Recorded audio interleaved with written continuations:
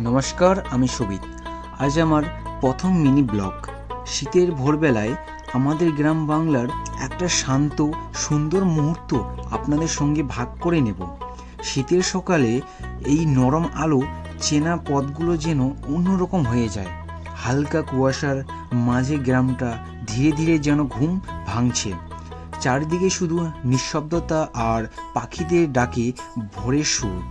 শীতের দিনে গ্রামের আসল সৌন্দর্য লুকিয়ে থাকে এই নিঃশব্দতার মধ্যেই, যেন প্রকৃতি নিজের নতুন দিনের গল্প লিখছে। তাই কবি জীবনানন্দ দাশ বলেছিলেন, গ্রামের পথের ধারে শীতের ধূসর ধরে মানুষের মন সবচেয়ে নরম হয়ে ওঠে।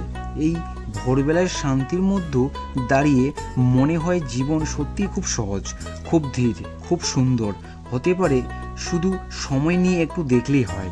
এটাই ছিল আমার প্রথম মিনি ব্লগ। ভালো লাগলে অবশ্যই চ্যানেলটিকে লাইক, কমেন্ট, শেয়ার করবেন। ধন্যবাদ।